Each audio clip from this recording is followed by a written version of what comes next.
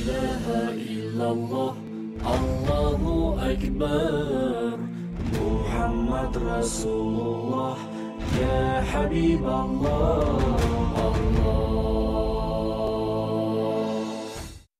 আসসালামু আলাইকুম ওয়া রাহমাতুল্লাহি ওয়া বারাকাতুহু। ইন্নাল হামদুলিল্লাহি ওয়াস সালাতু ওয়াস সালামু আলা রাসূলিল্লাহ ওয়া আলা আলিহি ওয়া আসহাবিহি ওয়া মান ওয়ালা, আম্মা বা'দ। প্রিয় দর্শক, প্রত্যেকে জানাচ্ছি আন্তরিক প্রীতি, শুভেচ্ছা, অভিনন্দন।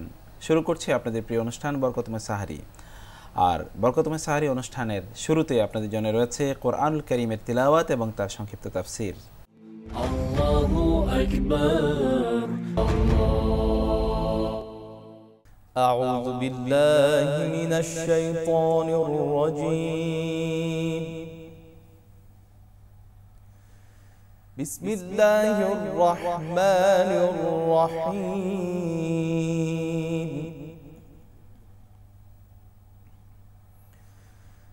يا أيها الناس ضرب مثل فاستمعوا له إن الذين تدعون من دون الله لن يخلقوا ذبابا ولو اجتمعوا له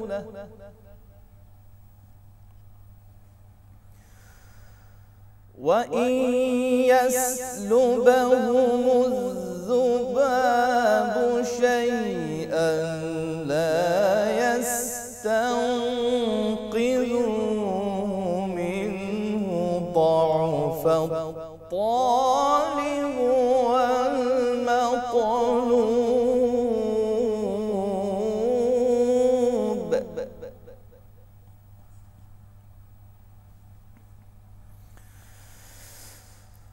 بسم الله الرحمن الرحيم.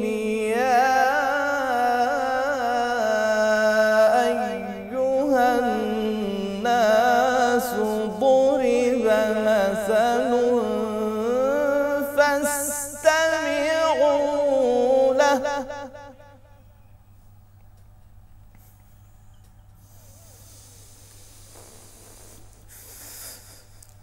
إن الذين تدعون من دون الله لن يخلقوا ذبابا ولو اجتمعوا له وإن يسلبهم الذباب شيئا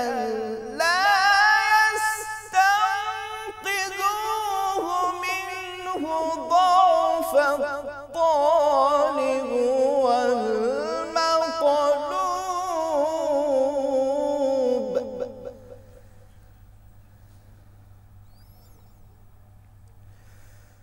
ما قدروا الله حق قدره إن الله لقوي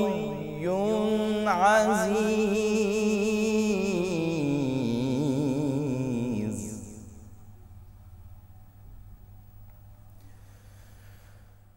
ما قدروا الله حق قدره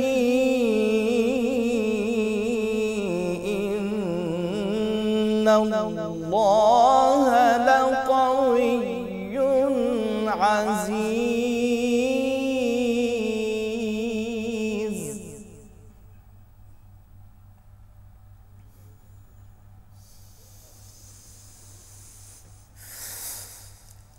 الله يصطفي من الملائكة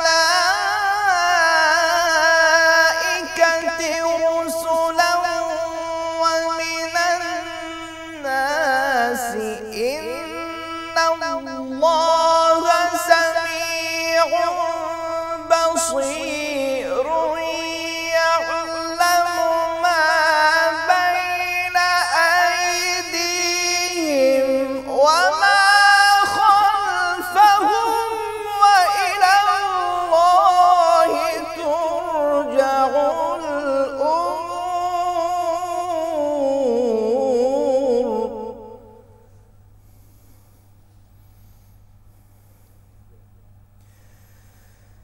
يعلم ما بين أيديهم وما خلفهم وإلى الله ترجع الأمور.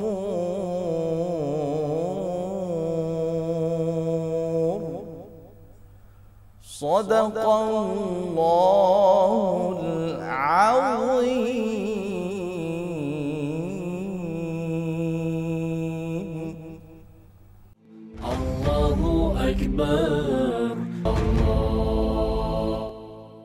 بسم الله الرحمن الرحيم.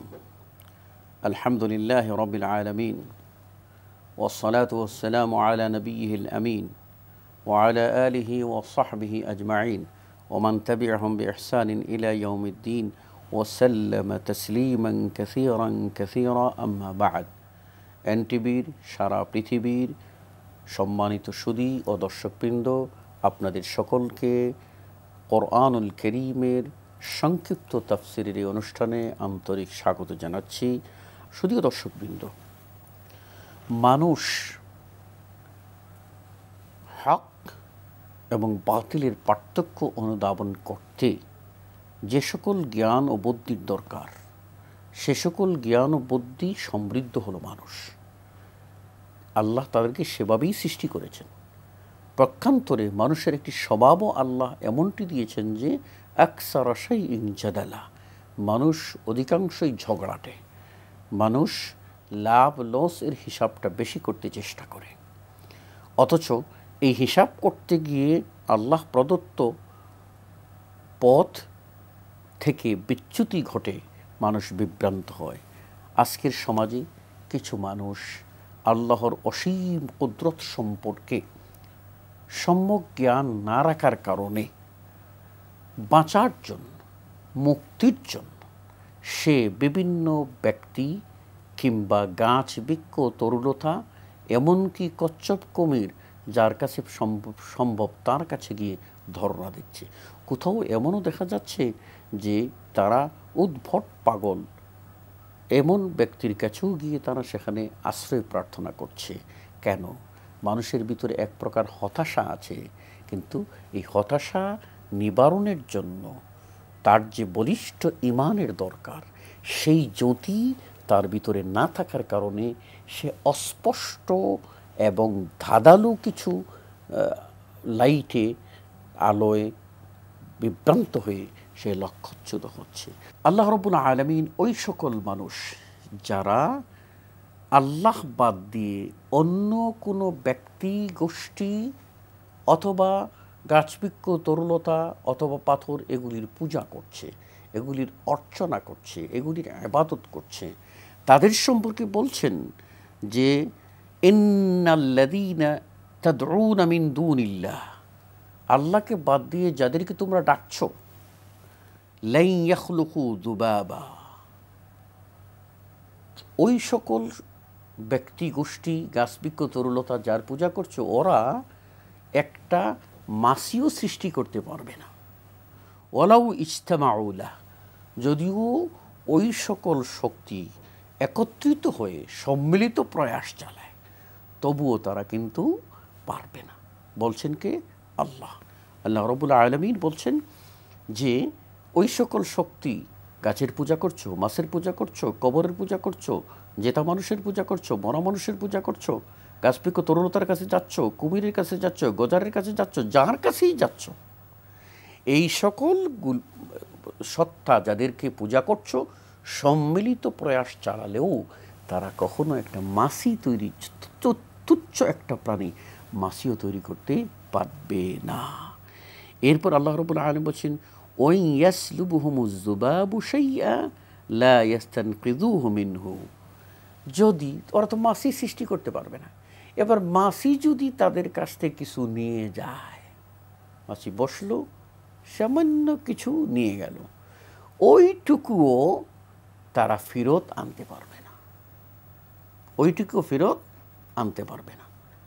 এবার আল্লাহ রাব্বুল আলামিন বলছেন যাউফাত তালিবু ওয়াল মাতলুব, যে ওই সকল সত্তার কাছে গিয়ে চায়, ওই সকল সত্তার ধরনা দে, পূজা পার্বণ করে, ভক্তিভোজনা দে, সে লোকগুলি কতই না দুর্বল। আর যাদের কাছে যাচ্ছে আশায় যে তারা তাদের আশা পূরণ করবে, এরাও হলো দুর্বল। তাহলে প্রার্থী আর প্রার্থিত, যে প্রার্থনা করছে আর যার কাছে করছে, উভয়ই হচ্ছে আল্লাহর ভাষায় এরা হলো দুর্বল। যাওয়াত তালিবু ওয়াল মাতলুব, তালেবও দুর্বল, মতলুবও দুর্বল। এই জন্য আল্লাহ অন্যত্র বলেছেন যে এরা এই সকল মানুষ যে তারা একটি কেতমির তৈরি করতে পারবে না। বিশাল মেইন ইন্ডাস্ট্রি করে সবই করে ফেলতেছে, কিন্তু ওই মানুষগুলি কেতমির তৈরি করতে পারে। কেতমির কি? খেজুরের উপরে যে হালকা প্রলেপ একটা পর্দা আল্লাহ দিয়েছেন, এত হালকা পর্দা যে পর্দায় বাহিরের সকল জীবাণু প্রতিরোধ করে আর সুন্দর ফল খেজুরটা আমরা পাই, ওই যে হালকা পর্দা ওটাই হলো কিতমির। খেজুর সৃষ্টি করা তো দূরের কথা, খেজুরের উপরের যে এই পাতলা পর্দা সেটাও তৈরি করতে পারবে না। বিভিন্ন প্রযুক্তির প্যাকেট হবে, উন্নত মানের প্যাকেট হবে, কিন্তু কিতমির হবে না, কখনোই সম্ভব হবে না। কারণ ওটা আল্লাহ রাব্বুল আলামিন একমাত্র সত্তা, তিনি সক্ষম, তিনি করতে পারেন। দুর্ভাগ্য যে আমরা মানুষ হলাম ওই মানুষ যে আল্লাহ বলছেন মা কাদরুল্লাহ হাক্কা কাদরিহি, তারা আল্লাহকে যেভাবে চিনা দরকার, আল্লাহকে যেভাবে জানা দরকার, আল্লাহকে যেভাবে বোঝা দরকার, আল্লাহর শক্তি, সামর্থ্য, কুদরত সম্পর্কে যে জ্ঞান রাখা দরকার, সে ব্যাপারে তারা যথার্থ মূল্যায়ন করতে পারে নাই। অথচ আল্লাহ বলছে ইন্নাল্লাহা লাকাবিয়্যুন আজিজ, নিশ্চয়ই সে আল্লাহ হচ্ছেন অবশ্যই শক্তিশালী এবং পরাক্রমশালী। আল্লাহ রাব্বুল আলামিন সেই সত্তা। সম্মানিত সুধী, আমরা এর মাধ্যমে স্পষ্ট জানতে পারলাম যে আল্লাহ রাব্বুল আলামিনকে বুঝতে হবে, জানতে হবে। আর আল্লাহকে চেনার উপায় হলো দুটি। একটি হলো আল্লাহ যে সৃষ্টিসমূহ সৃষ্টি করেছেন, এই সৃষ্টিগুলি দেখেই আপনাকে ভাবতে হবে যে এই সৃষ্টি অবশ্যই স্রষ্টা রয়েছেন। আর বিশাল বিশাল সৃষ্টি দেখে বুঝবো এই বিশাল সৃষ্টির স্রষ্টা কত বড় হতে পারেন, কত মহান হতে পারেন, এটা আমরা চিন্তার ভিতরে নেব। আর আরেকটা হলো, যেহেতু আল্লাহর প্রতি ঈমান হচ্ছে ঈমান বিল গায়বের প্রথম ও প্রধান ধাপ, সুতরাং ঈমান বিল গায়বে অবশ্যই আপনাকে কল্পনার গোড়া চালিয়ে কল্পনা দিয়ে আল্লাহকে চিনা না যায় না। চিনতে হলে দলিল ও প্রমাণ দিয়ে আল্লাহকে চিনতে হবে। এজন্য আল্লাহ তার পক্ষ থেকে যে কিতাব নাজিল করেছেন, তার পক্ষ থেকে যে ব্যাখ্যাদাতা হিসেবে রসুল প্রেরণ করেছেন, তার মাধ্যমেই আপনাকে আল্লাহকে চিনতে হবে, তবেই আল্লাহকে যথার্থরূপে চেনা সম্ভব হবে। এজন্য রাসূল সাল্লাল্লাহু আলাইহি ওয়াসাল্লাম বলছেন যে ইজাস্তাআনতা ফাস্তাইন বিল্লাহ, তুমি আশ্রয় প্রার্থনা করবে কেবল আল্লাহর কাছে। ও ইজা সাআলতা ফাসআলিল্লাহ, তুমি চাইবে কেবলমাত্র আল্লাহর কাছে। আল্লাহ ছাড়া অন্যের কাছে যারা চাইবে তারাই হবে মুশরিক। আর মুশরিকদের পরিণাম সম্পর্কে আল্লাহ বলছেন যদি তওবা না করে মারা যায় তাহলে ওই মুশরিকের জন্য জাহান্নাম ওয়াজিব হয়ে যাবে। যেমনটি বিশ্বনবী মুহাম্মদ রাসূলুল্লাহ সাল্লাল্লাহু আলাইহি ওয়াসাল্লাম বলছেন মান মাতা ওয়া হুয়া ইউশরিকু বিল্লাহ দাখালান নার, যে শিরিক নিয়ে মারা যাবে সে জাহান্নামে প্রবেশ করবে। শুধু তাই না, আল্লাহ রাব্বুল আলামিন বলছেন ওমা লিয-যালিমিন মিন আনসার, আর এই যে জালেম আল্লাহর পাওনা আল্লাহকে না দিয়ে আল্লাহর সাধারণ সৃষ্টিকে দিল, এত বড় অন্যায় আল্লাহর শানে করল, আল্লাহ এই লোকের অন্যায়কে ক্ষমা করবেন না, উপরন্তু কিয়ামতের মাঠে তার পক্ষে সুপারিশ করার জন্য কেউ দাঁড়াবে না। অতএব আমাদের সকলকে সকল প্রকার ইবাদত সিরফ আল্লাহর জন্য খাস করতে হবে। আর ইবাদত খাস করে ইবাদতে একাগ্রচিত্ত হওয়ার জন্য, ইবাদতে মুখলেস হওয়ার জন্য আল্লাহ সম্পর্কে জ্ঞান অর্জন করতে হবে, আল্লাহর অসীম কুদরত সম্পর্কে জানতে হবে, আল্লাহ রাব্বুল আলামিনের সৃষ্টি কৌশল এবং তার নৈপুণ্যতা সম্পর্কে জ্ঞান অর্জন করতে হবে। তবে আমরা একাগ্রচিত্তে আল্লাহর ইবাদত করতে পারব। আর মনে রাখব যে একমাত্র আল্লাহ যিনি আল আউয়াল ওয়াল আখির, আল যাহির ওয়াল বাতিন, তিনি সেই আল্লাহ, তিনি সৃষ্টির আদি, সৃষ্টির অন্ত। তিনিই তো বলে দিয়েছেন কুল্লু মান আলাইহা ফান ওয়ায়াবকা ওয়াজহু রাব্বিকা যুল জালালি ওয়াল ইকরাম। যা কিছু আছে সৃষ্টি সব ধ্বংস হয়ে যাবে, একমাত্র স্রষ্টা তার অস্তিত্ব থাকবে। আপনি জানেন কি যে মালাকুল মৌত রূহ কবজ করবে, সেই মালাকুল মৌতেরও মৌত হবে। আর মৌত আল্লাহর সৃষ্টি, যেটা সূরা মুলকের 2 নম্বর আয়াতে বলছেন, আল্লাযী খালাকাল মাউতা ওয়াল হায়াতা, যিনি মৌতকেও সৃষ্টি করেছেন, হায়াতকেও সৃষ্টি করেছেন। এই মৌত নামক সৃষ্টিরও মৃত্যু হবে, ধ্বংস হবে। সুতরাং অবশিষ্ট থাকবে কে? আল্লাহ। কাজেই আজকে আমরা আল্লাহকে বাদ দিয়ে যাদের ধারণা দিচ্ছি, যাদের কাছে যাচ্ছি, যাদের নামে নজর নেয়াজ পেশ করছি, যাদের নামে দোহাই দিচ্ছি, মুসলিম আল্লাহর নামে দোহাই না দিয়ে ব্যক্তির নামে দোহাই দেয়। আল্লাহর নামে আশ্রয় প্রার্থনা না করে ব্যক্তির নামে গিয়ে হাত ছাড়ে, দোহাই বাবা বাঁচাও এই বলে চিৎকার দে, আর্তনাদ করে এই যে পরিণতি করছি, এই সবগুলি হলো অতি তুচ্ছ, অতি নগণ্য। এইগুলি শিকড়হীন, যারা নিজেরাই অস্তিত্বের সংকটে পড়ে হাহুতাশ করে নফসি নফসি করে কাঁদবে। আর যে পাথরগুলিকে পূজা করছি সেগুলি জাহান্নামের আগুনে নিক্ষেপ করা হবে। যে পাহাড়কে পূজা করছি, পাহাড় জাহান্নামের আগুনে নিক্ষেপ করে দেওয়া হবে।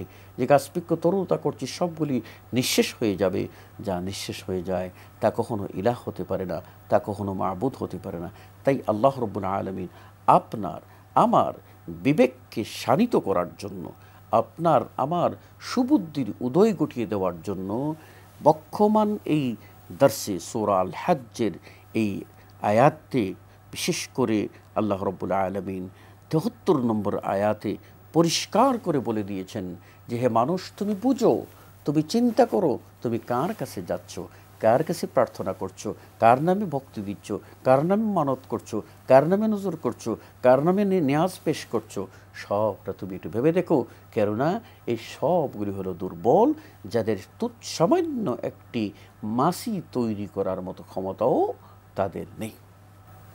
সম্মানিত সুধী ও দর্শকবৃন্দ, এই সত্য যদি আমরা উপলব্ধি করি তবে আমাদের এই দার্স সফল হবে।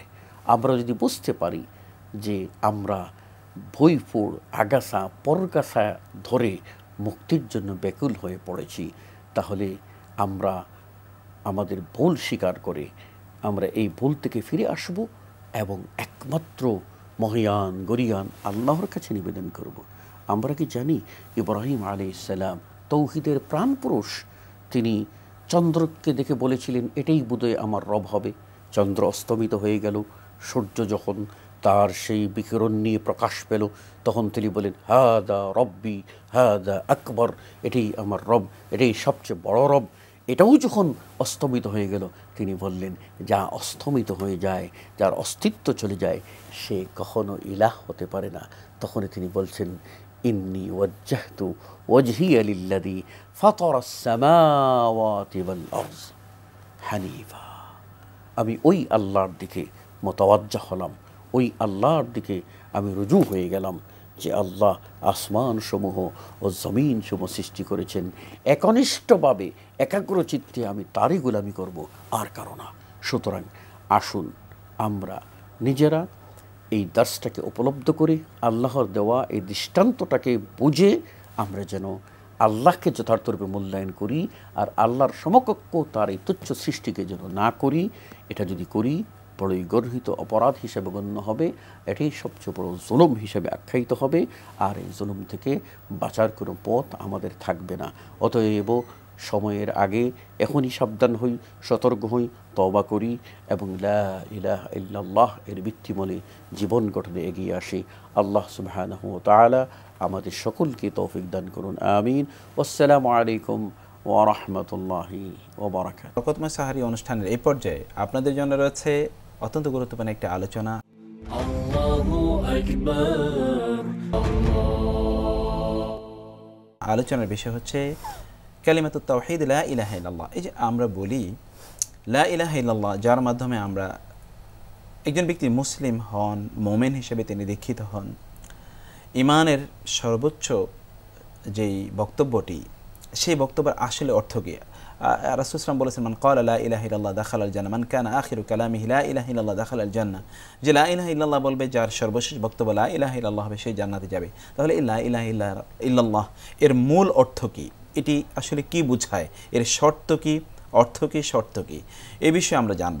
অত্যন্ত গুরুত্বপূর্ণ এই বিষয়টি আমাদের জানা দরকার যদি মুমিন হিসাবে বেঁচে থাকতে হয় এবং মুমিন হিসাবে বা ঈমান নিয়ে ইন্তেকাল করতে হয়। প্রিয় দর্শক, এই বিষয়ে আলোচনা করার জন্য আজকে আমরা স্টুডিওতে আমন্ত্রণ জানিয়েছি এই বিষয়ের একজন বিশেষজ্ঞ, বাংলাদেশের শীর্ষস্থানীয় ইসলামী চিন্তাবিদ, শিক্ষাবিদ, গবেষক, আলোচক, বিশিষ্ট মিডিয়া পার্সোনালিটি এবং কুষ্টিয়া ইসলামী বিশ্ববিদ্যালয়ের আল ফিকহ ডিপার্টমেন্টের সম্মানিত associate professor doctor Abu Bakar Mohammad Zakaria. আসসালামু আলাইকুম। ওয়া আলাইকুম আসসালাম ওয়া রাহমাতুল্লাহি ওয়া বারাকাতুহু। আফাকুল্লাহ, হাইয়াকুমুল্লাহ। বারাকাল্লাহু ফীকুম। আপনাকে আহলান সাহলান জানাচ্ছি আমাদের আয়োজনে। বারাকাল্লাহু ফীকুম। হাইয়াকুমুল্লাহ ওয়া ইয়াকুম। জাযাকুমুল্লাহু খাইরান। জি ওয়া ইয়াকুম। ওস্তাদ, যে বিষয়টা বললাম যে লা ইলাহা ইল্লাল্লাহ, লা ইলাহা ইল্লাল্লাহ প্লেইনলি যদি আমরা বলি তাহলে আল্লাহ ছাড়া কোনো মাবুদ নাই বা আল্লাহ ছাড়া কোনো সত্য মাবুদ নাই। যদি আমরা বলি শুধু কি এর মধ্যেই, এতটুকুর মধ্যেই অর্থটি সীমিত, নাকি আসলে এটি আরও অনেক কিছু দাবি করে? আপনি যদি দর্শকদের উদ্দেশ্যে গোটা বিষয়টা একটু বুঝিয়ে বলেন। আলহামদুলিল্লাহ রাব্বিল আলামিন ওয়াসসালাতু ওয়াসসালামু আলা আশরাফিল আম্বিয়া ওয়াল মুরসালিন নবিয়িনা মুহাম্মাদিন ওয়া আলা আলিহি ওয়া আসহাবিহি আজমাইন ওয়া বাদ। আসলে আপনি এমন একটি প্রশ্ন করেছেন যেটা আসলে মানব জীবনের সফলতা এবং বিফল হওয়া এটার উপর নির্ভরশীল। জি। এবং যে কারণে আল্লাহ তাআলা এই আসমান জমিন সৃষ্টি করেছেন তাওহীদের জন্যই। ওমা খালাকতুল জিন্না ওয়াল ইনসা ইল্লা লিয়াবুদুন, এর তাফসীর করেছেন ইবনে জারীর তাবারী রাহমাতুল্লাহ আলাইহি, লিওয়াহিদুন, যাতে আমার তাওহীদ ঠিক রাখে। সুবহানাল্লাহ। এই তাওহীদের জন্যই কিন্তু আল্লাহ তাআলা আসমান জমিন সৃষ্টি করেছেন, মানুষ সৃষ্টি করেছেন। এই তাওহীদের জন্যই আল্লাহ তাআলা ফেরেশতাদের দ্বারা ফেরেশতাদেরকে সম্মানিত করেছেন তাওহীদ থাকার কারণেই। এবং বনি আদমের মধ্যে তাওহীদের বিপরীত যারা, তাদের শাস্তি নির্ধারণ করেছেন। আর যারা তাওহীদ পালন করবে তারা যেন ভালো ব্যবস্থাপনা রেখেছেন জান্নাতের, অর্থাৎ জান্নাত জাহান্নাম নির্ধারণ করেছেন এই তাওহীদের জন্য। এই তাওহীদের জন্য আল্লাহ তাআলা যুগে যুগে নবী রাসূলদেরকে পাঠিয়েছেন। আল্লাহ তাআলা কোরআন কারীমে বলেও দিয়েছেন এই কথাটি, যে যখনই আমি কোথাও কোনো রাসূল পাঠিয়েছি তাকে এই বাণী দিয়ে, আল্লাহ ইলাহা ইল্লা আনা ফা'বুদুন, লা ইলাহা ইল্লা আনা, এটা দিয়ে পাঠিয়েছেন। এই তাওহীদ প্রতিষ্ঠা করার জন্য আল্লাহ কিতাব নাজিল করেছেন। কোরআনে কারীম শুধু সমস্ত কিতাব নাজিল করেছেন তাওহীদ। এই জন্য যে সমস্ত কিতাবে, যে সমস্ত গ্রন্থে তাওহীদের বাণী নেই সেগুলো আল্লাহর বাণী, আল্লাহ তাআলার কিতাব নয়। আল্লাহ তাআলার কিতাব হলে সেখানে তাওহীদ থাকবেই এবং শুরুতেই সেটা থাকে। প্রত্যেকটি কিতাব শুরু হয়েছে তাওহীদ দিয়েই। এই জন্য দেখবেন কোরআনে কারীম যেমন নাজিল হয়েছে, অন্য কিতাবগুলো সেখানে তাওহীদের আঁচ পাবেন। আমরা বলে থাকি এই জন্য যে অন্যান্য যে সমস্ত কিতাব আছে, যেমন তাওরাত, ইনজিল, জাবুর, এগুলোতে যদি তাওহীদের অংশ না থাকে তাহলে সেটা আল্লাহ কিতাব বলে আমরা বলতাম না। তাওহীদ থাকার কারণে বলে থাকি। এই তাওহীদের কারণেই আল্লাহ তাআলা মুহাম্মদ রাসূলুল্লাহ সাল্লাল্লাহু আলাইহি ওয়াসাল্লামকে পাঠিয়েছেন। তাওহীদের দাওয়াতে রাসূলুল্লাহ সাল্লাল্লাহু আলাইহি ওয়াসাল্লাম 10টি বছর দিয়েছেন, অন্য কোনো কিছু ফরজ হয়নি। প্রথম 10টি বছর শুধু তাওহীদ দাওয়াত দিয়েছেন, আর সারা জীবন তাওহীদের দাওয়াতই দিয়েছেন। কিন্তু এরপরে কিছু ফরজ ছিল, সালাত ফরজ হয়েছে, যাকাত ফরজ, সাওম, হজ, এগুলো ফরজ হয়েছে, কিন্তু তাওহীদ দাওয়াতেই রাসূলুল্লাহ সাল্লাল্লাহু আলাইহি ওয়াসাল্লাম দিয়েছিলেন। এবং তাওহীদের কারণেই বদরের যুদ্ধ সংঘটিত হয়েছে, ভাইয়ে ভাইয়ের শত্রু হয়েছে। তাওহীদের কারণেই বদরের যুদ্ধ এবং উহুদের যুদ্ধ, অন্য সমস্ত যুদ্ধ সংঘটিত হয়েছে। এবং তাওহীদের কারণে আজও কাফের এবং ঈমানদার দুই শিবিরে বিভক্ত হয়ে গেছে মানুষ। সুতরাং তাওহীদ এমন একটি জিনিস যার মাধ্যমেই আমাদেরকে আল্লাহ তাআলার সন্তুষ্টি নিতে হবে, আর যা পরিত্যাগ করলে অসন্তুষ্টির মধ্যে পড়তে হবে, এটা আমাদের মনে রাখতে হবে। এই জন্য তাওহীদ যদি না জানি, শুধুমাত্র এমন কি কালেমা, যে কালেমা বলার কারণে আরবের লোকেরা শত্রু হয়ে গেল, অথচ আমাদের অনেক মানুষ আছে শিরক করতেছে, অথচ মুখে লা ইলাহা ইল্লাল্লাহ বলছে, প্রতি মুহূর্তে বলছে। কেউ নফি ইসবাতের নাম দিয়ে জিকির করছে, হাজার হাজার জিকির করছে, অথচ সে কবর সিজদা করছে, অথবা কবরের কাছে চেয়ে বসতেছে, অথবা কবর বিভিন্ন এমন ওসিলা দিচ্ছে যে ওসিলা শরীয়ত অনুমোদন করে না, ব্যক্তি ওসিলা দিয়ে বসে রয়েছে। তাহলে তাওহীদটা আমাদের জানতে হবে। যেই কারণে তারা বলছিল আজাল আলিহাতা ইলাহ ওয়াহিদা ইন্না হাযা লাশাইউন উজাব, আশ্চর্য জিনিস, সমস্ত ইলাহকে এক ইলাহ বানিয়ে ফেললো, তারা লা ইলাহা ইল্লাল্লাহ বলতে রাজি হয়নি। যে কারণে আপনি দেখেন রাসূলুল্লাহ সাল্লাল্লাহু আলাইহি ওয়াসাল্লামকে এত কষ্ট করে আগলে রাখলো তার চাচা আবু তালেব, কিন্তু লা ইলাহা ইল্লাল্লাহ বলতে রাজি হয়নি। যেহেতু বুঝতো, অর্থটা বুঝতো, কিন্তু আমাদের সমস্যা হচ্ছে আমরা অর্থটা বুঝি না। এই জন্য আমরা মুখে অনেকবার লা ইলাহা ইল্লাল্লাহ বলি, কিন্তু আসলে আমাদের অন্তরে সেটা নাই।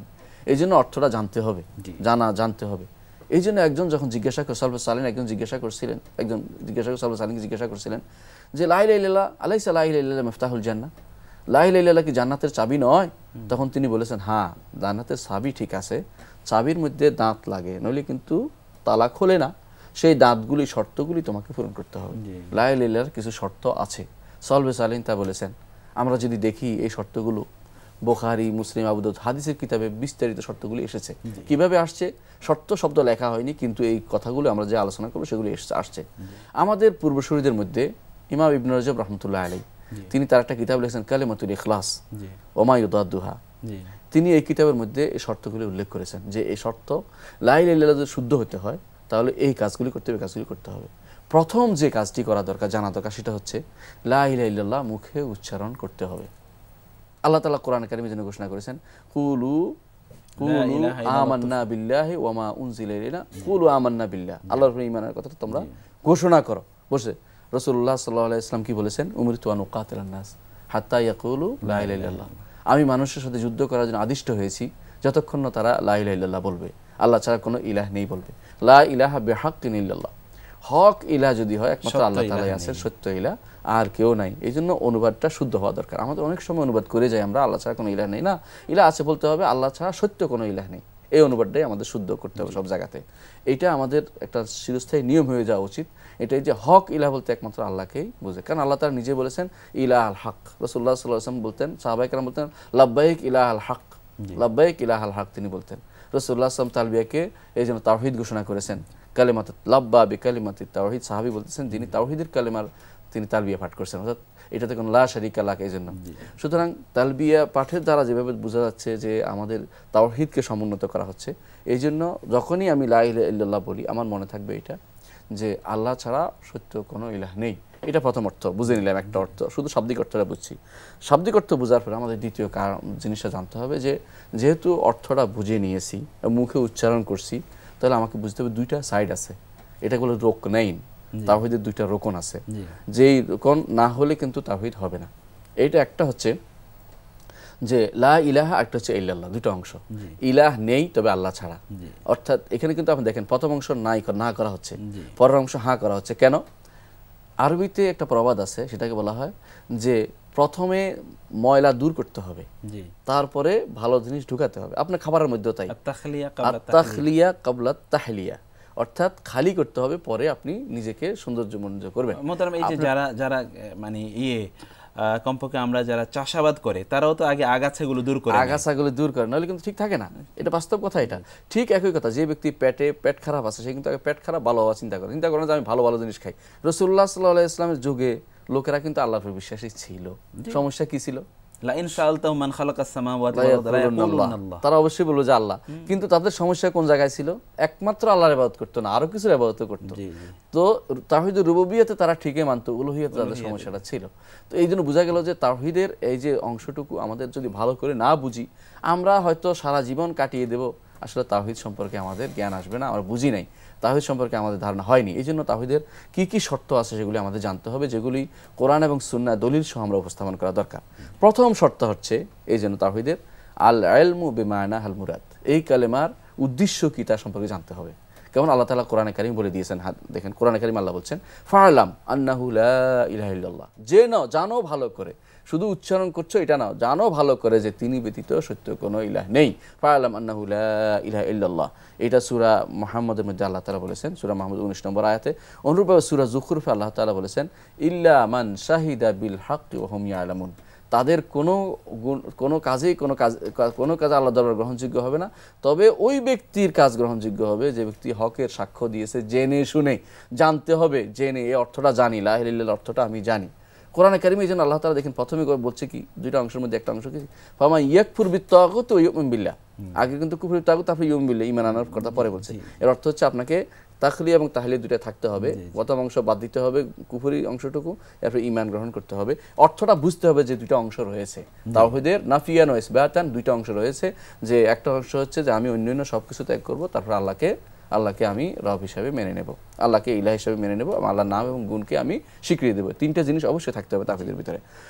দ্বিতীয় যে গুরুত্বপূর্ণ জিনিস, এটার আগে আমরা বলবো, হাদিসে কিন্তু এটা কোনটা আসছে, শুধু ইলমের কথাটা হাদিসে আসছে। রাসূলুল্লাহ সাল্লাল্লাহু আলাইহি ওয়াসাল্লাম হাদিসে আছে, বুখারী মুসলিম হাদিসটা রাসূলুল্লাহ সাল্লাল্লাহু আলাইহি ওয়াসাল্লাম বলেছেন মান মাতা ওয়া হুয়া ইয়ালাম আন্নাহু লা ইলাহা ইল্লাল্লাহ দাখালাল জান্নাহ, যে ব্যক্তি মারা যাবে এমন অবস্থায় সে ভালো করেই জানে যে আল্লাহ ছাড়া আর কোনো সত্যিকার ইলাহ নেই, দেখাল জান্নাত, জান্নাতে প্রবেশ করবে।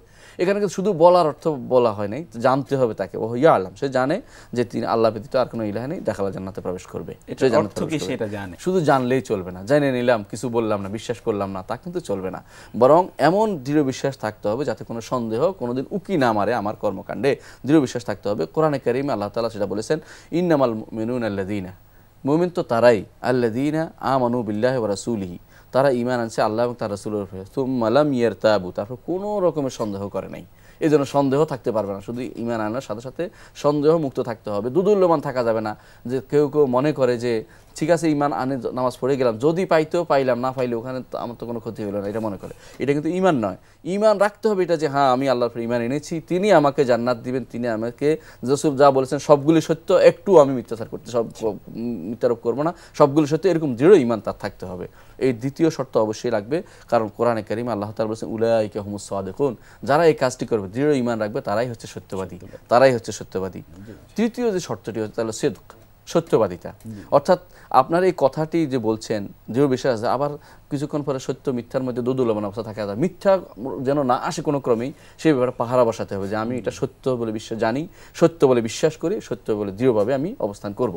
এই কথাটা আমাকে অবশ্যই মনে রাখতে হবে। দলিল কি? আল্লাহ তাআলা কোরআনে কারীম বলেছেন, আহাসিবান নাস আন ইউতরাকু আন ইয়াকুলু আমান্না হুম লা ইফতানুন। ফিতনা হবে, ফিতনা হলে দেখবেন যে লাকাদ ফাতানাল্লাযিনা মিন ক্বাবলিহিম ফালা ইয়ালামান্নাল্লাহু আল্লাযিনা সাদাকু ওয়া লা ইয়ালামান্নাল কাযিবিন। লা ইলাহা ইল্লাল্লাহ বলছে সত্য কি মিথ্যাবাদী প্রমাণিত হবে যখন ফিতনা আসবে, বিপদ আসবে, যে ঠিক আছে কিনা। যদি দেখা যায় যে লা ইলাহা ইল্লাল্লাহর উপর ঠিক নাই, তার অবস্থা পরিবর্তন হয়েছে, তাহলে সে মিথ্যাবাদী।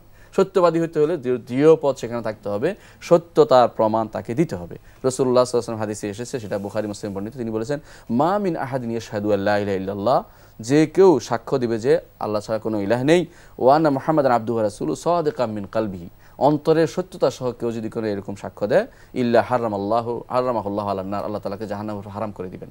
তাহলে সত্যতা লাগবে, শব্দ দিয়ে বলছে সাদিকাম মিন কলবিহি, অন্তরের সত্যতা সহ সে সাক্ষ্য দিচ্ছে। তাহলে এই সত্যতা কিন্তু জরুরি। আল্লাহ তাআলা সেটা পরীক্ষা করবেন। কিভাবে পরীক্ষা করবেন? ঈমানের পরীক্ষা আল্লাহ তাআলা যুগে যুগে নিয়েছেন, বিভিন্ন নবীদের থেকে নিয়েছেন, ভালো লোকদের থেকে। রাসূলুল্লাহ সাল্লাল্লাহু আলাইহি ওয়াসাল্লাম বলেছেন আশাদ্দুন নাসি আল বালাআন আল আমবিয়া সুম্মাল আমসালু ফাল আমসাল, যে নবীরা সবচেয়ে বেশি কষ্ট পেয়েছেন। কেন কষ্ট পেয়েছেন? এই তাওহীদের উপর প্রতিষ্ঠা থাকা, এই সত্যবাদিতা প্রমাণ করার জন্য, তার সত্য এটা প্রমাণ করার জন্য সাহাবায়ে কেরাম কি কষ্ট করেছেন দেখেন। বেলাল রাদিয়াল্লাহু আনহু, আম্মার ইবনে ইয়াসির হতে শুরু করে প্রত্যেকেই এই সত্যবাদিতা তারা সত্যিকার পরাকাষ্ঠা দেখিয়ে দিয়েছেন যে এটা সত্য জিনিস, এর মধ্যে কোনো রকমের ছাড় দেওয়া যাবে না। 4 নম্বর যে শর্ত সেটা হচ্ছে ইখলাস, যে আমি নিষ্ঠা সহকারে সেটা বলবো। অর্থাৎ এখানে কোনো রকমের শিরক যেন কোনোদিন প্রবেশ না করে।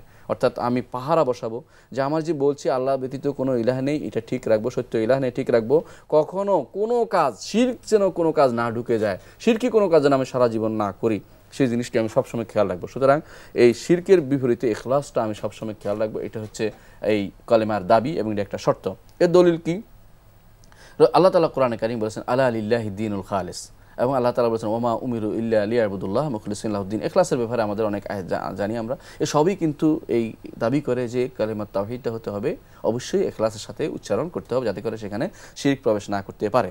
এর আরেকটি দলিল হচ্ছে রাসূলুল্লাহ সাল্লাল্লাহু আলাইহি ওয়াসাল্লাম বলেছেন ইন্নাল্লাহ হারামা আলান নারি মান ক্বালা লা ইলাহা ইল্লাল্লাহ ইয়াবতাগি বিযালিকা ওয়াজহুল্লাহ। একমাত্র আল্লাহর উদ্দেশ্যে যে ব্যক্তি লা ইলাহা ইল্লাল্লাহ বলবে, অর্থাৎ আল্লাহ ছাড়া কোনো সত্যিকার ইলাহ নেই বলবে, তাহলে তার জন্য আল্লাহ তাআলা তাকে আল্লাহ তাআলা জান্নাত হারাম করে দিলেন। কেন? উদ্দেশ্য হচ্ছে একমাত্র আল্লাহর উদ্দেশ্য হতে হবে, ইখলাস সেখানে থাকতে হবে, ইখলাস সেখানে থাকতে হবে। অন্য বর্ণনায় আসছে রাসূলুল্লাহ সাল্লাল্লাহু আলাইহি ওয়াসাল্লাম বলেছেন আসআদুন নাস বিশাফাআতি ইয়াউমাল কিয়ামা, কিয়ামতের দিন ওই ব্যক্তি সবচেয়ে বেশি সৌভাগ্যবান হবে আমার সুপারিশ দ্বারা, যে ব্যক্তি মন থেকে বলবে খালিসাম মিন কলবিহি লা ইলাহা ইল্লাল্লাহ, অর্থাৎ ইখলাসের সাথে লা ইলাহা ইল্লাল্লাহ বলবে, নিষ্ঠা সহকারে, এখানে কোনো শিরক প্রবেশ করাবে না কোনো ক্রমেই, সে ব্যক্তি রাসূলুল্লাহ সাল্লাল্লাহু আলাইহি ওয়াসাল্লাম সুপারিশে ধন্য হবে। তাহলে সুপারিশ যদি ইখলাস না থাকে, তাওহীদ না থাকলে রাসূলুল্লাহ সাল্লাল্লাহু আলাইহি ওয়াসাল্লামের সুপারিশ সে কখনো পাবে না। পঞ্চম যে জিনিসটা সেটা হচ্ছে যে শর্ত, সেটা হচ্ছে মহব্বত, ভালোবাসতে হবে। ভালোবাসতে হবে কালেমাটাকেও। লা ইলাহা ইল্লাল্লাহ এমন একটি কালেমা যে কালেমাটাকে সাহাবায়ে কেরাম রাসূলুল্লাহ সাল্লাল্লাহু আলাইহি ওয়াসাল্লাম ভালোবাসছেন, কখনো ত্যাগ করেন না। তাদের দেখেন বিপদ হলেও লা ইলাহা ইল্লাল্লাহ বলতেন, কিছু হলে লা ইলাহা ইল্লাল্লাহ বলতেন, লা ইলাহা ইল্লাল্লাহ হালিমুর রশিদ, লা ইলাহা ইল্লাল্লাহ আলিমুল রাসূলুল্লাহ শিখিয়ে দিতেন, এবং আল্লাহ বিলা উশরিকু বিহি শাইআন, এটা রাসূলুল্লাহ বলেছেন। তো লা ইলাহা ইল্লাল্লাহ বলছেন রাসূলুল্লাহ বলছেন যে সবচেয়ে বড় দোয়া, লা ইলাহা ইল্লাল্লাহ হচ্ছে জিকির, কিন্তু আফদালুজ রাসূল বলেছেন যিকরি দোয়া। লা ইলাহা রাসূল কিন্তু দোয়া হিসেবে উল্লেখ করেছেন, বোঝা গেল জিকিরটাও দোয়া। বরং এই লা ইলাহা ইল্লাল্লাহ কেউ যদি বলে তার দোয়ার কাজও চলবে, জিকির অনুসারে দোয়াও যেন হয়ে যায়, হাদিস যেহেতু আসছে শব্দে। তাহলে বোঝা গেল যে লা ইলাহা ইল্লাল্লাহ তারা ভালোবাসছেন, মন থেকে প্রাণ থেকে ভালোবাসছেন। এই ভালোবাসাটা আল্লাহ রাসূল সাল্লাল্লাহু আলাইহি ওয়াসাল্লাম চেয়েছেন। এই জন্য আল্লাহ তাআলা কোরআনে আল্লাহ রাসূল সাল্লাল্লাহু আলাইহি ওয়াসাল্লাম বলেছেন সালাসু মান কুন্না ফিহি ওয়াজাদা হালাওয়াতাল ঈমান। যে ব্যক্তি যে তিনটি জিনিস যদি কোনো মানুষের মধ্যে পাওয়া যায় সে ঈমানের সুমিষ্ট ফল পেয়েছে। এর মধ্যে একটা হচ্ছে যে ব্যক্তি লা ইলাহা ইল্লাল্লাহ বলেছে সেটা কখনো ছাড়তে হবে, এত ভালোবাসছে যে তার কাছে এটাই বেশি প্রিয়, দুনিয়ার সব কিছু চলে গেলেও লা ইলাহা ইল্লাল্লাহ ছাড়বে না। তাহলে এই মহব্বতটা তার থাকবে। এর সাথে সাথে যারা লা ইলাহা ইল্লাল্লাহ বলে তাদেরকেও সে ভালোবাসবে, আর যারা লা ইলাহা ইল্লাল্লাহ বলে না তাদেরকে সে ঘৃণা করবে। এটা কিন্তু এই কালেমারই দাবি, এই কালেমারই দাবি। এই জন্য আল্লাহ তাআলা কোরআনে কারিমে ঘোষণা করেছেন যে ওয়ামিনান নাসি মান ইয়াত্তাখিযু মিন দুনিল্লাহি আনদাদান ইউহিব্বুনাহুম কাহুব্বিল্লাহ ওয়াল্লাযিনা আমানু আশাদ্দু হুব্বান লিল্লাহ। মানুষের মধ্যে কিছু মানুষ আছে যারা আল্লাহ ছাড়া অন্য কারো ইবাদত করে, সেগুলির বেশি ভালোবাসে। কিন্তু যারা ঈমানদার তারা আল্লাহকে বেশি ভালোবাসে। অর্থাৎ যেহেতু ভালোবাসতে হবে, আল্লাহকে ভালোবাসার জন্য এই কালেমাটাকে ভালোবাসতে হবে। কারণ আল্লাহর ভালোবাসা হচ্ছে তাওহীদকে ভালোবাসা, আল্লাহর ভালোবাসার প্রমাণ হচ্ছে তার ইবাদতকে ভালোবাসা, আল্লাহ তার ইবাদতকে ভালোবাসা। আল্লাহর ভালোবাসার প্রমাণ হবে আল্লাহ তাআলা যেটা ভালোবাসেন সেটা ভালোবাসার কাজটা করা। এই জন্য আল্লাহ মানে বলে থাকে, মানুষ দোয়া করে থাকে, আল্লাহ মিন আসালকা হুব্বাকা হুব্বা মান ইউহিব্বুকা হুব্বা কুল্লি শাইইন ইউকাররিবুনা ইলা হুব্বিকা। কারণ আল্লাহর ভালোবাসার সাথে সংশ্লিষ্ট সবাই ভালোবাসতে হবে। মুহাম্মদ রাসূলুল্লাহ সাল্লাল্লাহু আলাইহি ওয়াসাল্লামকে আমরা এই জন্যই ভালোবাসি, কারণ আল্লাহকে ভালোবাসি বলেই তার নির্দেশনা মোতাবেক, রাসূলকে ব্যক্তি সত্তার জন্য নয়, বরং তিনি আমাকে পথ দেখিয়েছেন, আল্লাহ পথ দেখিয়েছেন, এই জন্য আমরা তাকে ভালোবাসি। এটাই আমাদের নির্দেশনা। সুতরাং ভালোবাসতে হবে, এই কলেমাকে ভালোবাসতে হবে, কলেমার দাবি যেটা সেটাকেও ভালোবাসতে হবে। এটাও কিন্তু লা ইলাহা ইল্লাল্লাহর একটি গুরুত্বপূর্ণ শর্ত। সপ্তম শর্ত হচ্ছে এটা, ষষ্ঠ শর্ত হচ্ছে এটা যে এই কলেমাকে মনে প্রাণে গ্রহণ করে নিতে হবে, যাতে কখনো এর কোনো জিনিস যে মুখ বা অন্তর কোনোভাবে যেন বিপরীত কিছু প্রকাশ না পায়। কোরআন মানে বিপরীত যেন, অর্থাৎ এমনভাবে আমি গ্রহণ করে নিয়েছি যে এটা আমার অন্তরে গেঁথে গেছে, এটা আর বের হবে না, এটা কখনো এর বিপরীত কাজটা হবে না। কোরআনে কারিমে আল্লাহ তাআলা বলেছেন এই জন্য ওয়ালাকাদ আরসালনা মিন কাবলিকা রাসূলান ইলা কওমিন ফাজাউহুম বিল বায়িনাত ফান্তাকামনা মিনাল্লাযিনা আজরামু। যারা ওয়াকানা হাক্কান আলাইনা নাসরুল মুমিনিন, যাদের কাছে আল্লাহ তাআলা নবী রাসূল পাঠিয়েছেন তারা যেহেতু নবী রাসূলদের কথা গ্রহণ করেনি, কবুল করেনি, আল্লাহ তাআলা তাদের উপর শাস্তি দিয়েছেন। এরপর বলেছেন যে যারা ঈমানদার তাদের সাহায্য করা আমার উপর কর্তব্য। তো কারা ঈমানদার, কাদের সাহায্য করা আল্লাহর উপর কর্তব্য? যারা লা ইলাহা ইল্লাল্লাহকে ভালোবেসেছে, কবুল করে নিয়েছে, কায় মনোবাক্যে কবুল করে নিয়েছে, তারা কোনো অংশ ছেড়ে যায়নি, তারাই শুধুমাত্র আল্লাহ তাআলার বাণীকে গ্রহণ করেছে, আল্লাহ তাওহীদকে ঠিকমতো গ্রহণ করতে পেরেছে। সপ্তম হচ্ছে ইনকিয়াদ, যে মেনে নেয়ার ভিতরে এটা হলো একেবারে আনুগত্য করে নেয়া, যেটার মধ্যে কোনো রকমের এর বিপরীত কিছু ছাড়ার কোনো চিন্তা ভাবনা কোনোদিন করবে না। এর দলিল কি? কোরআনে কারিমে আল্লাহ তাআলা বলেছেন আনিবু ইলা রাব্বিকুম ওয়া আসলিমু লাহু। আত্মসমর্পণ করে দাও। ইনকিয়াদ অর্থে সমর্পণ করা নিজেকে, যে আল্লাহর কাছে সমর্পণ করে দিলাম নিজেকে। আমার কোনো নিজের সত্তা যে আমার আছে, আমার সত্তার প্রত্যেকটি কর্মকাণ্ড যেন আল্লাহমুখী হয়, এই কাজটি আমাদেরকে সবসময় করতে হবে, অন্য কোনো দিকে নয়। আমাকে এই জন্য আল্লাহ তাআলা যেটা বলেছেন সেটাই আমাকে করতে হবে। এই জন্য আল্লাহ তাআলা কোরআনে কারীম বলেছেন ওয়া মান আহসানু কাওলাম মিম্মান দাআ ইলাল্লাহি ওয়া আমিলা সালিহান ওয়া ক্বালা ইন্নানি মিনাল মুসলিমিন। এই আত্মসমর্পণ করার চেয়ে বড় গুণ আল্লাহ তাআলা আর কিছু বলেন নাই। আবার এটাও বলেছেন আল্লাহ তাআলা কোরআনে কারীমে যে ওয়া মান ইউসলিম ওয়াজহাহু লিল্লাহি ওয়া হুয়া মুহসিনুন, যে ব্যক্তি আল্লাহর জন্য নিজেকে সমর্পণ করেছে এবং সে ইহসান ভালো কাজ করে, তাকে আল্লাহ তাআলা দিবেন, আল্লাহ তাআলা কি দিবেন সেটা ঘোষণা করেছেন। তাহলে বোঝা গেল যে আমাকে অবশ্যই ইনকিয়াদ পরিপূর্ণভাবে আল্লাহর কাছে নিজেকে সমর্পণ করতে হবে। লা ইলাহা ইল্লাল্লাহ যদি আমরা বলি তাহলে এগুলো সব তার মধ্যে থাকতেই হবে। যদি আমরা 8 নম্বর একটি আমি বলে সেই কথা শেষ করতে চেষ্টা করব, সেটা হচ্ছে পরিপূর্ণভাবে তাগুতকে অস্বীকার করতে হবে। তাগুত কি? আল্লাহ বিরোধী শক্তি হচ্ছে তাগুত মূলত। কুল্লু মা উবিদা মিন দুনিল্লাহ এবং ওহুয়া বিহি রাদিন, তিনি তাগুত, সে সন্তুষ্ট চিত্তে ইবাদত গ্রহণ করে নিচ্ছে অথবা আল্লাহর কোনো বৈশিষ্ট্য দাবি করছে, আল্লাহ তাআলার রুবুবিয়তের, উলুহিয়তের অথবা নাম এবং গুণের কোনো বৈশিষ্ট্য যে দাবি করবে সেই হচ্ছে তাগুত। অনেকগুলো গুরুত্বপূর্ণ বিষয় আপনি আলোচনা করেছেন। হাইয়াকুমুল্লাহ, জাযাকুমুল্লাহু খাইরান, বারাকাল্লাহু ফিকুম। আমিন ওয়া ইয়াকুম। প্রিয় দর্শক, আমরা আমাদের সম্মানিত আলোচকের কাছ থেকে যে বিষয়গুলো শুনেছি, জেনেছি, লা ইলাহা ইল্লাল্লাহ শুধুমাত্র মুখে উচ্চারণ করলাম, হাজার কোটিবার তাসবির গোটা জপলাম, প্রতি মুহূর্তে সকাল সন্ধ্যায় শুধুমাত্র বললাম, কিন্তু বাস্তবে গোটা জীবনে গিয়ে দেখি যে তার পরিপূর্ণভাবে বিরুদ্ধচারণ, এটি কিন্তু লা ইলাহা ইল্লাল্লাহ বলা নয়। আর এই লা ইলাহা ইল্লাল্লাহ আমাদেরকে নিশ্চয়ই পরকালে আল্লাহর সে ভয়ঙ্কর শাস্তি থেকে অথবা সেই বিচারের মুখোমুখি হওয়া থেকে রক্ষা করবে না। যেন লা ইলাহা ইল্লাল্লাহর যে দাবিগুলো, শর্তগুলো আমাদের সম্মানিত আলোচক উপস্থাপন করেছেন, বলেছেন সেই লা ইলাহা ইল্লাল্লাহর দাবি অনুসারে আমাদের জীবনকে গঠন করতে হবে। তো প্রিয় দর্শক, আমাদের আলোচক এই কথাগুলো বলেছেন, আমরা সেগুলো শুনেছি, এবার আমাদের আমলের পালা। প্রিয় দর্শক, আল্লাহ সুবহানাহু ওয়া তাআলা আমাদেরকে আমল করার তৌফিক দান করুন, সেই দোয়া করছি। আমরা আমাদের আয়োজন শেষ করব, তার আগে বরাবর মতো আপনাদের জন্য রয়েছে আমাদের পক্ষ থেকে একটি ইসলামিক গান। আল্লাহু আকবার, আমি আল্লাহ নামের বীজ বুনেছি এবার মনের মাঠে, ফলবে ফসল বেচবো তারে কিয়ামতের হাটে। আমি আল্লাহ নামের বীজ বুনেছি এবার মনের মাঠে, ফলবে ফসল বেচবো তারে কিয়ামতের হাটে।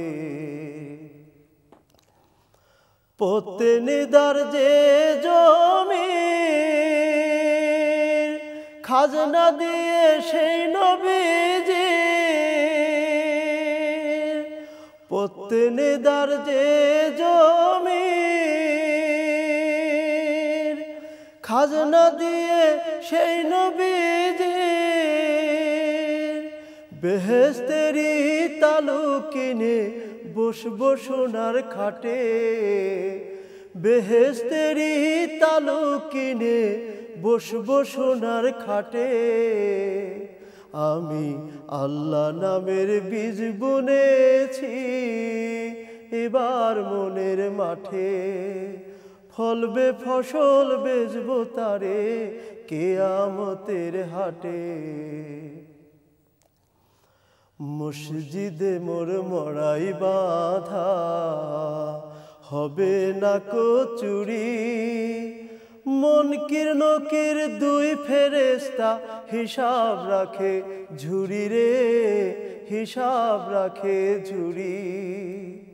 মসজিদে মোর মরাই বাঁধা হবে না কো চুরি, মুনকির নকির দুই ফেরেশতা হিসাব রাখে ঝুরি রে, হিসাব রাখে ঝুরি। রাখবো হেপা জোতের তরে ইমানকে মোর সাথী করে রে,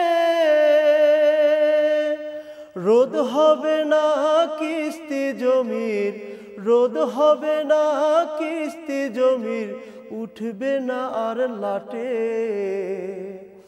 আমি আল্লাহ নামের বীজ বুনেছি এবার মনের মাঠে, ফলবে ফসল বেচবো তারে কিয়ামতের হাটে। আমি আল্লাহ নামের বীজ বুনেছি এবার মনের মাঠে, ফলবে ফসল বেচবো তারে কিয়ামতের হাটে। দর্শক, আমরা এবার আপনাদের কাছ থেকে বিদায় নেব। আবার স্মরণ করিয়ে দিতে চাই, যারা এই অনুষ্ঠান আবারও দেখতে চান অথবা অন্য কাউকে দেখার জন্য বলতে চান, তাহলে আপনারা লগ ইন করুন www.ntvbd.com। প্রিয় দর্শক, আগামীকাল এই অনুষ্ঠান আবারও প্রচারিত হবে, তখন দেখার জন্য প্রত্যেককে অনুরোধ জানিয়ে এখানে শেষ করছি। হাদা ওয়া সাল্লাল্লাহু সুবহানাহু ওয়া তাআলা আলা নবিয়িনা মুহাম্মদ ওয়া আলা আলিহি ওয়া সাহবিহি আজমাইন। ওয়া আসসালামু আলাইকুম ওয়া রাহমাতুল্লাহি ওয়া বারাকাতুহু। আল্লাহু আকবার, আল্লাহু আকবার, ইন্নাকা আনতাস সামিউল আলিম, ওয়া lam innallaha azizul hakim।